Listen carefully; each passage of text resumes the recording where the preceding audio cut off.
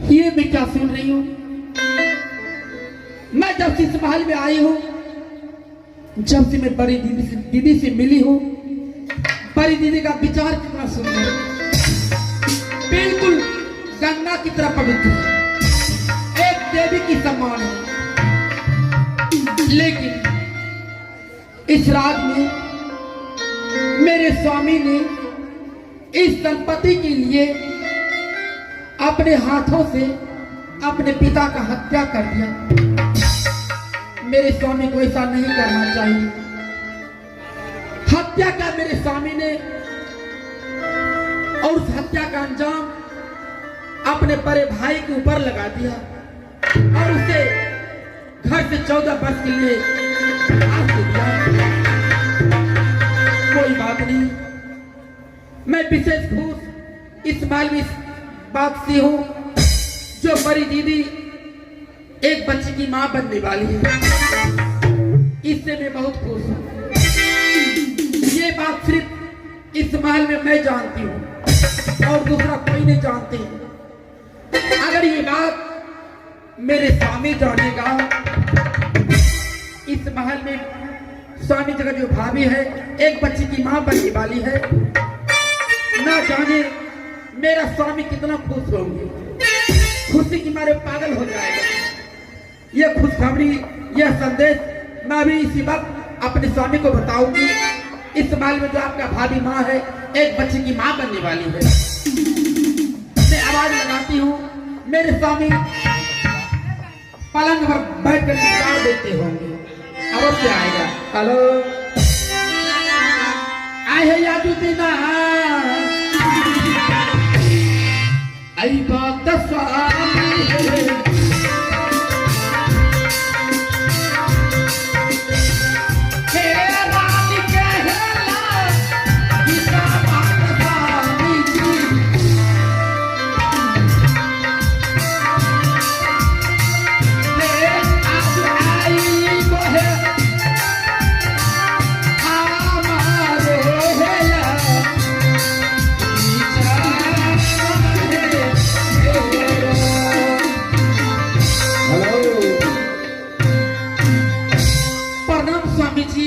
महारानी, महारानी, इस समय मैं महल में पलंग पर बैठ करके तुम्हारी इंतजार कर रही थी। अच्छा, लेकिन दरबार में बुलाने का मकसद मैं कुछ समझा नहीं। दरबार में बुलाने का कारण मकसद यही है, इस समय मैं आपको एक खुशखबरी सुनाने के लिए आई हूँ। खुशखबरी? हाँ। हे महारानी, हाँ पतिदेव, तुम्हारे पास ऐसी कौन सी खुशखबरी आ गई जो अभी तक कमलराज को मालूम नहीं है? स्वामी जी, वो ऐसा बात है, हाँ, अगर ये खुशखबरी आप सुनिएगा, हाँ, सुनते खुशी के मारे आप पागल हो जाइएगा। मैं पागल हो जाऊंगा? हाँ, खुशी के मारे। हे महारानी, पागल होने से पहले मैं खुशखबरी जानने के लिए चाहता हूँ। ऐसा हिमाचलपुर शहर में तुम्हारे पास कौन सी खुशखबरी आ गई? इतना ही नहीं स्वामी जी, अगर ये खुशखबरी सुनिएगा, सुनते ही आप सड़क पर जाकर ब्रेक डांस करने लगिएगा। महारानी, तुम कैसी खुशखबरी सुनाने के लिए चाहती हो? खुशखबरी यह है स्वामी जी, हाँ, इस महल में जो आपका भाभी माँ है, भाभी माँ?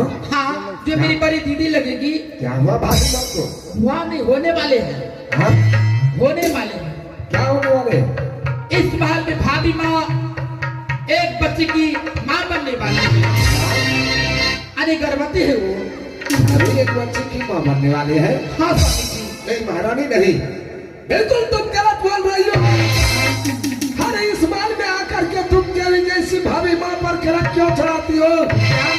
बिल्कुल गलत बोल रही हो। मेरी भाभी इस महल में कभी बच्चे को जन्म नहीं दे सकती है। लेकिन स्वामी जी, ये बात सुनकर आपको खुश होना चाहिए। आप नाराज हो गए। अगर आपको मेरी बात में यकीन नहीं है, तो ये बात आप अपने भाभी माँ से पूछ सकते हैं। महारानी, हाँ, अगर इस समय तुम सचमुच में कह रही हो, हाँ, अभी इसी वक्त यहाँ से तुम चली जाओ महल, शीघ्र मेरे पास भाभी माँ को भेज दो। मैं उनके मुखार बिंदु से सुनने के लिए चाहता हूँ, वो इस महल में एक बच्चे को जन्म देने वाली है या नहीं। ठीक है, अभी इसी वक्त में भेज दीजिए, तुरंत भेजो।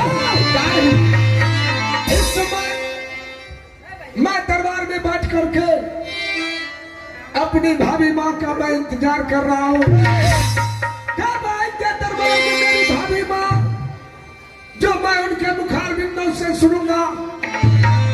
वो इस हिमाचलपुर शहर में एक बच्चे को जन्म देने वाली है।